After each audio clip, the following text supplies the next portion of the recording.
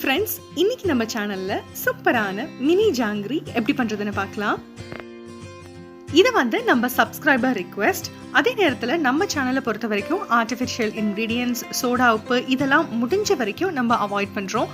அதனால தான் இந்த தடவை ஜாங்கிரிக்கு ஃபுட் கலர் கூட இந்த மாதிரி பீட்ரூட்ல இருந்து எக்ஸ்ட்ராக்ட் பண்ணி ஃப்ரெஷ்ஷாக எடுத்து பண்ணியிருக்கேன். பீட்ரூட்டை நல்லா தோல் சீவிட்டு அதுக்கப்புறமேட்டு அந்த பீலரை யூஸ் பண்ணியே இந்த மாதிரி ஒரு 7-8 இதழ்களை பீல் பண்ணி எடுத்து ஒரு 1/4 டம்ளர் தண்ணியில் 10 நிமிஷம் அப்படியே சிம்மிலேயே இதை கொதிக்க விட்டாச்சு. 10 நிமிஷத்துக்கு அப்புறமேட்டு இந்த மாதிரி சாய்ச்சி விட்டோம்னா நல்ல திக்கான சூப்பரான கான்சென்ட்ரேட் கலர் நமக்கு கிடைச்சிரும்.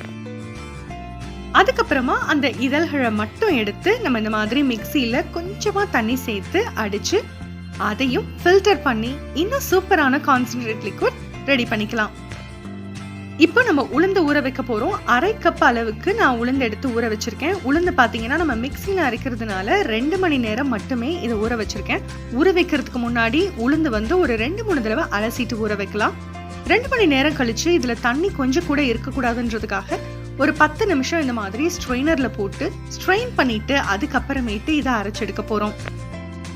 அரைச்சி எடுக்கும் போது நம்ம தண்ணிக்கு பதிலாக நம்ம எடுத்து வச்சிருந்த அந்த கலர் கான்சென்ட்ரேட் பீட்ரூட் தண்ணி இருக்கு இல்லையா, அது நம்ம சேர்த்துக்க போகிறோம். நமக்கு கிடைச்சதே ஒரு 1/4 டம்ளர் தான். அதையும் கொஞ்சம் கொஞ்சமாக சேர்த்து நல்ல திக்கான பேஸ்ட்டாக வடை மாவு மாதிரி நம்ம அரைச்சி எடுத்துக்கணும்.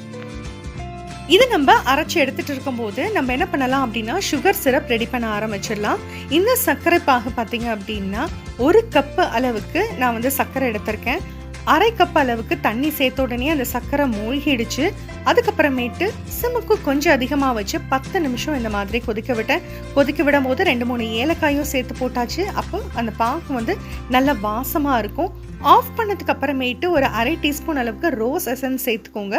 ரொம்ப வாசமாக அந்த ஜாங்கிரியில் உளுந்து வாசம் இல்லாமல் இருக்கும். சுகர் சிரப் நம்ம ஒரு கம்பி பதம்லாம் பார்க்கவே தேவையில்லை. 10 நிமிஷம் கொதிச்சா போதும். இப்போ நம்மக்கிட்ட கான்சென்ட்ரேட் இருக்குது. நம்ம சுகர் சிரப்பை கிறிஸ்டலைஸ் ஆக விடாமல் பண்ணுறதுக்கு நம்ம 1 டீஸ்பூன் அளவுக்கு லெமன் ஜூஸ் சேர்க்கணும். அதுக்கு லெமனும் ரெடி பண்ணியாச்சு.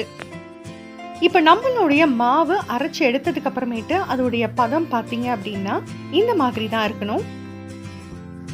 இந்த அளவுக்கு கெட்டியாக மாவு இருந்தது அப்படின்னா நம்ம கார்ன்ஃப்ளவர் சேர்க்கவே தேவையில்லை. இப்போ கார்ன்ஃப்ளவர் சேர்க்கணும்னு நினைக்கிறவங்க கூட அரை டேபிள் ஸ்பூன் அளவாக சேருங்க. இப்போ எனக்கு அந்த அளவு மாவுக்கு மேலே நான் ஒரு 1/2 டேபிள் ஸ்பூன் அளவுக்கு கார்ன்ஃப்ளவர் சேர்த்துருக்கேன். ஆனால் கார்ன்ஃப்ளவர் சேர்க்காம நீங்கள் பண்ணீங்கன்னா இன்னுமே சூப்பராக சாஃப்டாக ஜாங்கிரி வரும். உங்களுக்கு தண்ணி கொஞ்சம் நீத்துருச்சு, கொஞ்சம் இந்த அளவுக்கு பதம் கன்சிஸ்டன்சி வரலை அப்படின்னா மட்டும் கார்ன்ஃப்ளவர் சேர்த்துக்கோங்க. கட்டிகள் இல்லாமல் ஈவன் கன்சிஸ்டன்சியில் பாருங்கள். இந்த அளவுக்கு கன்சிஸ்டன்சி இருந்ததுன்னா சூப்பர். இப்போ நம்ம கல்லில் ஆட்டினோம் அப்படின்னா உளுந்து ஒரு 3-4 மணி நேரம் ஊற வச்சு ஆட்டும் போதே நம்ம கார்ன்ஃப்ளவர் அதுக்கப்புறமேட்டு இந்த கலர் லிக்விட் எல்லாத்தையும் சேர்த்து சூப்பரான கன்சிஸ்டன்சிக்கு கொண்டு வந்துடலாம்.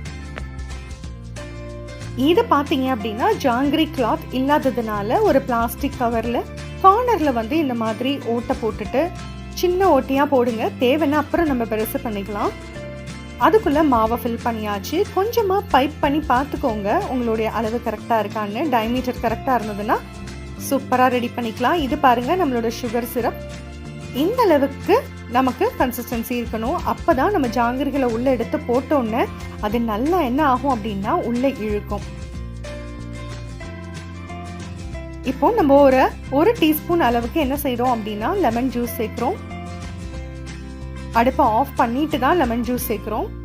பக்கத்து அடுப்பில் பாருங்கள், நம்ம போட்டு எடுக்க போகிற பேன் தண்ணி ஊற்றி கொதிக்க விடுறோம். அதில் வேறு ஏதாவது காரம் இருந்ததுன்னா அந்த தண்ணியில் போயிடும். அதுக்கப்புறமேட்டு எண்ணெய் காய விட்டுறலாம். இப்போ நம்ம ஜாங்கிரிகளை போட ஆரம்பிச்சாச்சு. மினி ஜாங்கிரிஸ் தான் நம்ம பண்ணுறோம். ரஃப்பாக 2-3 சுற்றி விட்டுருங்க போதும்.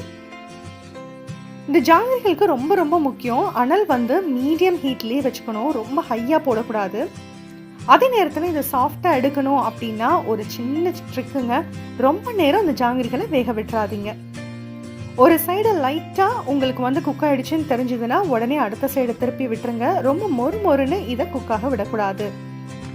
ஓரளவுக்கு நல்ல சாஃப்டாக இருக்கும் போதே திருப்பி போட்டு லைட்டான கலர் மாறினதுக்கு அப்புறமேட்டு நம்ம ஜீரால எடுத்து போட்டுடலாம். ஏன்னா இது உளுந்துன்றதுனால ரொம்ப நேரம் இதை நம்ம எண்ணெயில் வேக விடக்கூடாது.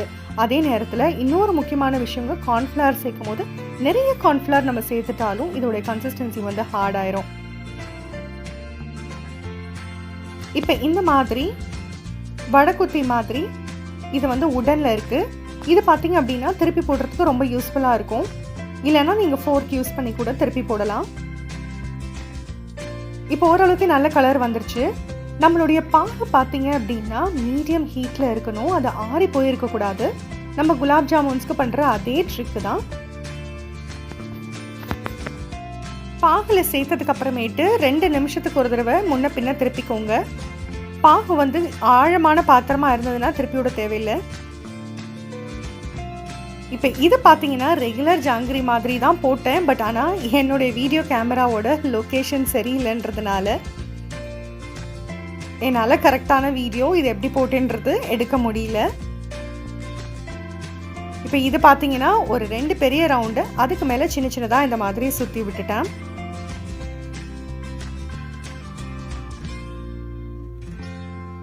ஒரு 4 to 5 minutes ஆனதுக்கு அப்புறமேட்டு ஜாங்கிரிகளை இந்த மாதிரி தட்டில் எடுத்து வைக்க ஆரம்பிச்சிடலாம். சிரப் வந்து மீடியம் ஹீட்டில் இருந்ததுனாலையும் அதே நேரத்தில் கரெக்டான சாஃப்ட்னஸில் நம்ம வெளியில் எடுத்ததுனாலையும் இது நல்லா வந்து அந்த சாரை வந்து உறிஞ்சிருக்கு.